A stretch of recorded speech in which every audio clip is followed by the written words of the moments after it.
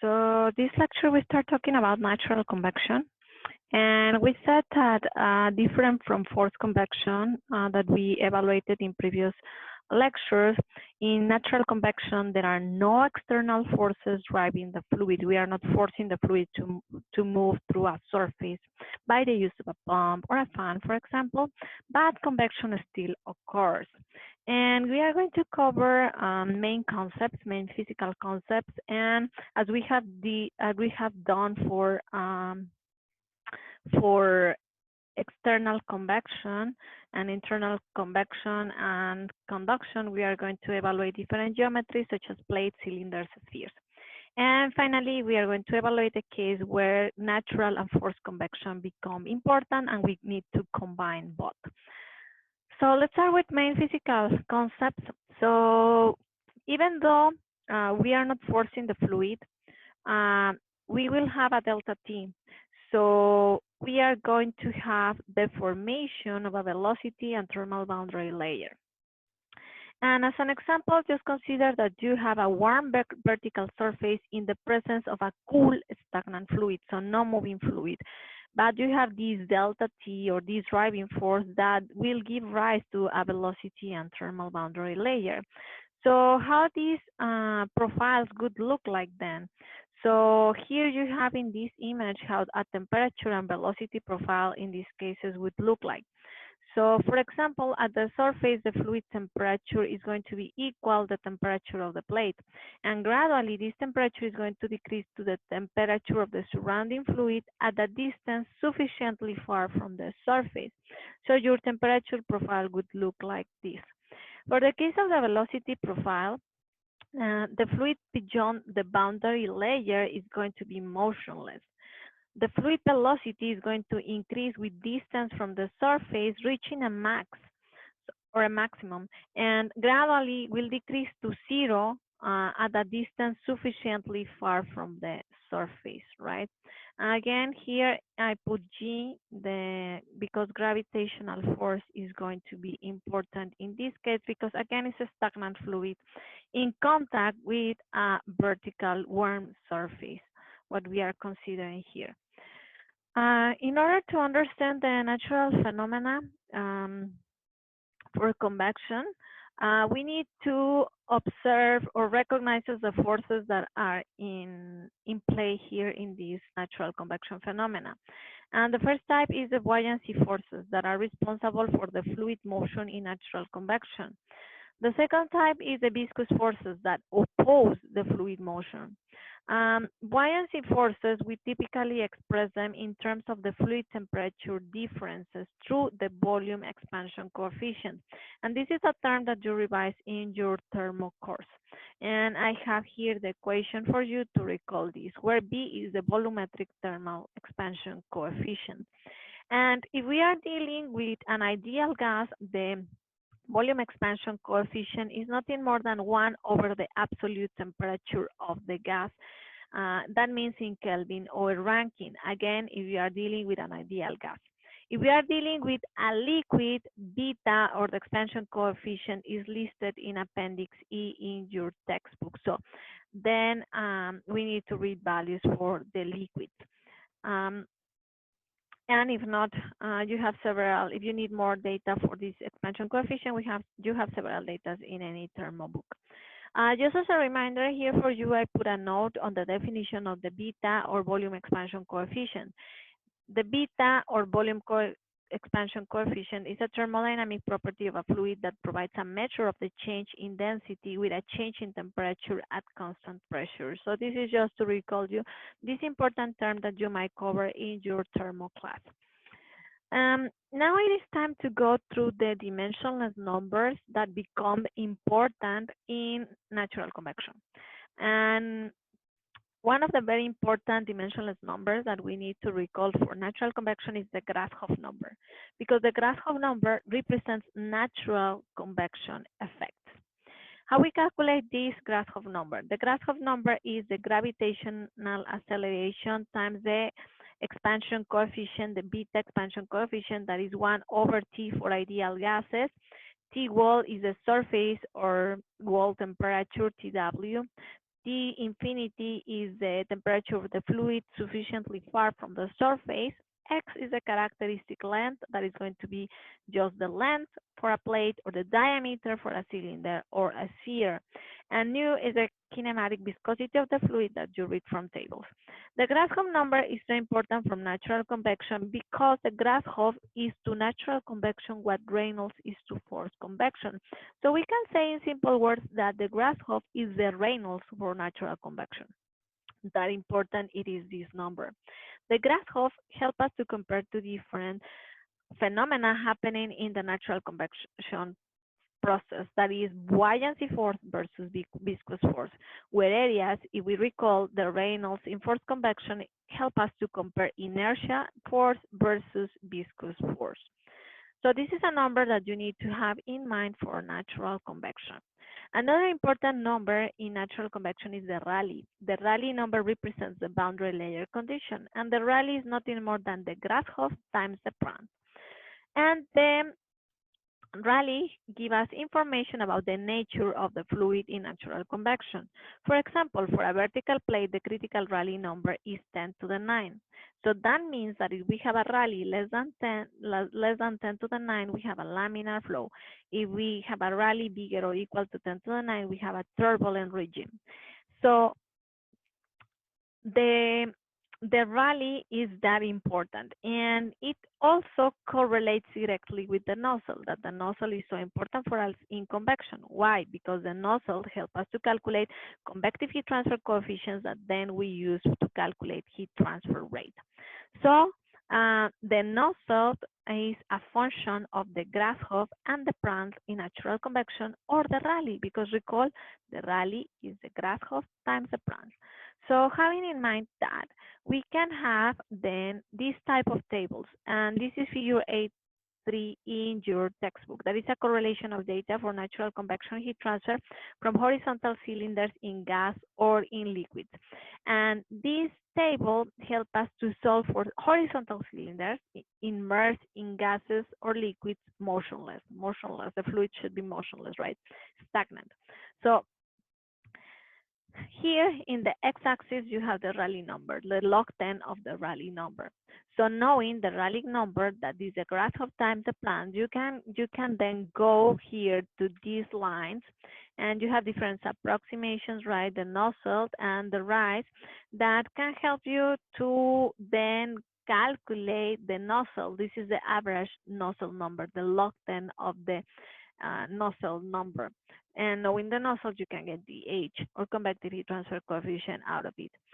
Be careful, because this table has different symbols that shows you the source or the scientist that did the experiments and which kind of fluid he or she used, the diameter of the cylinder, pressure, fluid temperature, cylinder temperature. So you can choose essentially the approximation for the different situations you are dealing with that fits the best to your problem.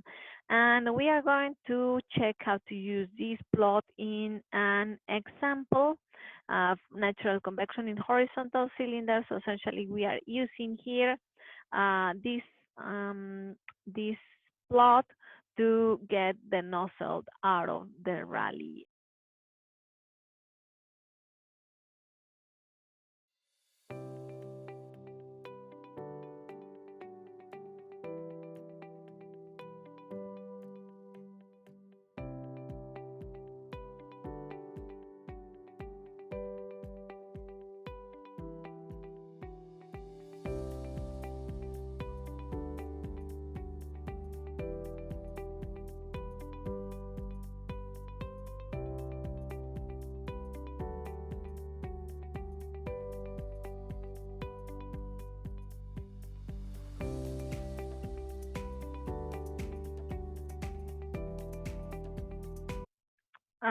We were using that to solve this example that is in your textbook. And we were, well, we used the film temperature to get the properties of air from Appendix 2, Table 28. We calculate the Rayleigh, that is the Grashof times the Prandtl. The expansion coefficient, that is 1 over T, absolute temperature, because it's an ideal gas. So we get a value of 4.43. But to read our table for horizontal cylinders, we need to take the log 10 of 443 because our plot is in log 10, sorry. So log 10 of the Rayleigh is 0.646. So I read a value of 0.12 because I say that I'm going to use more or less the Ray's approximation because he was the one that used air and we are dealing with air. So anyhow, whatever approximation you use, whatever reading or different approximation you want to use, because remember, each symbol is telling you the source of the scientist that performed the experiment and the conditions he used or she used to perform the experiments, like the fluid, the diameter, the pressure, the fluid, or the cylinder temperature. So whatever approximation, you will be in this range. So it's just an approximation, guys, of the Nusselt. So my log 10 Nusselt is 0.12 according to this plot. Again, this plot is only valid for horizontal cylinders in gas or liquid. So then the Nusselt, the log 10 Nusselt is 0.12, so then the Nusselt is 1.32. Knowing the Nusselt, we can calculate then the convective heat transfer coefficient, right? That is going to be the Nusselt, right, times the K value divided by the diameter. So we have a 38.4 watt meter square Kelvin for the convective heat transfer coefficient. And once we know the convective heat transfer coefficient, we can get the rate of heat loss per meter length in air. So delta T times H times the area for convection is going to be 12.2 watts per meter. So we are doing a per meter calculation here, or you can just plug for 1 meter of the wire. Again, this is an example you have solved in your book. So if you want to follow me in your book, it's example 8.1, natural convection in cylinder, page 513.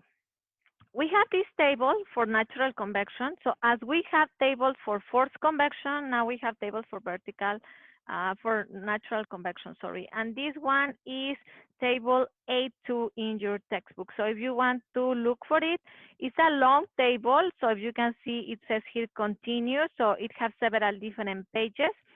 So here we have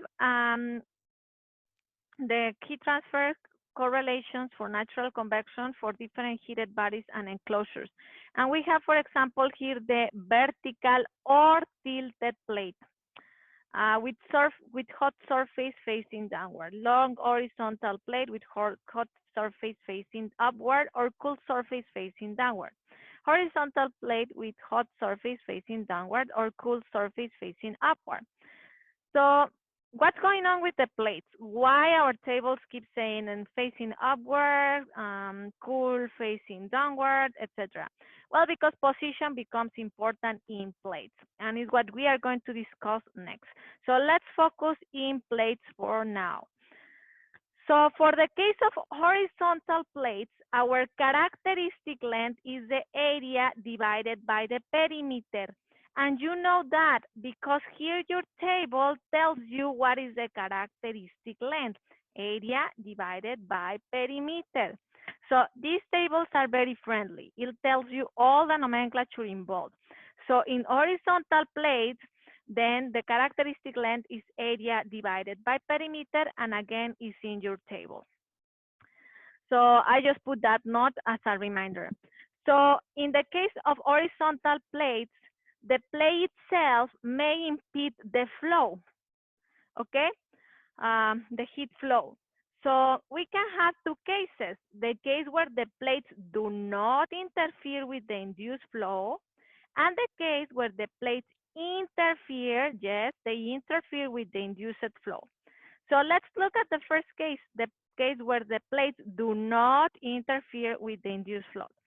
So in that case, we have, for example, a heated plate facing upward, like you can see here, right? So if you focus in this first image, right, consider that here the bottom is insulated. The warm fluid, it's rising from the surface and is replaced with cool fluid from the surroundings, okay?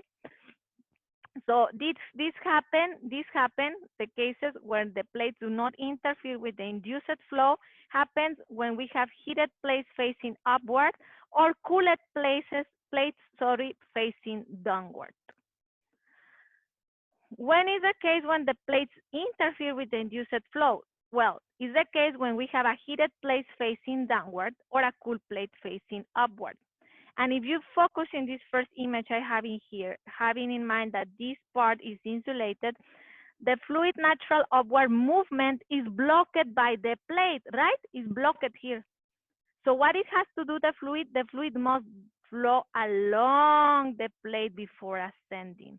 So that's how the plate interferes with the induced flow, right? It cannot pass, so it needs to surround the plate, right? So those are the two cases that we have.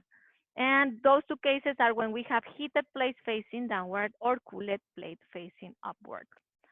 So it's what all your table is trying to say when it mentioned about facing downward or facing upward.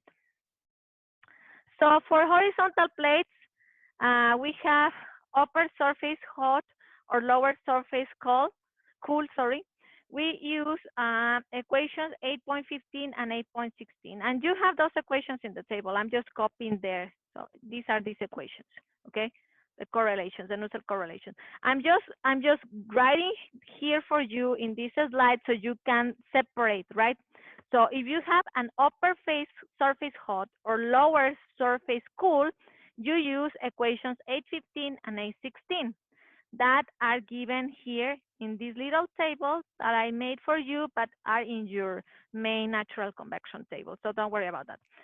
If you are dealing with lower surface hot or upper surface cool, then you use equation 8.17 that is again in your table. So it's just to show you the differences in Nusselt correlations. Why the Nusselt? Because again, the Nusselt will help us to calculate the H value and finally heat transfer rate by natural convection in this case. So here are the equations that I have in the previous slide, again, in your table for horizontal plates. So don't worry about that, they are there. So let's solve a plate so you can see how to use these correlations. And this is an example in your textbook. So if you want to follow me, is example A3, page 522, 8th edition. So we need to calculate the rate of convection heat loss from the top and bottom of a flat 1 meter square horizontal restaurant grill heated to 227 Celsius in ambient air at 27 Celsius. See the figure below. So we want the rate of convection loss from the top and the bottom, both top and bottom. And it's a square, 1 by 1 by 1 by 1. Horizontal, so it's a horizontal plate, right? And the temperature of the grill or the surface is 227 and the air is 20 Celsius. Okay, so it's a plate, it's a horizontal plate. So we are going to use our horizontal plate correlations. So we need to first get the length dimension for this square plate. And the dimension for this square plate, remember from our tables, the dimension length for this plate is the surface area divided by perimeter, right? So it's the first thing we are going to get, the characteristic length for this horizontal plate.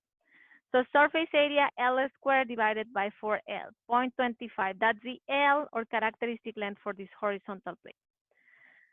We are going to read the properties of air at mean film temperature. So 227, the surface temperature plus the air temperature or surroundings temperature 27 divided by 2 is 127 Celsius.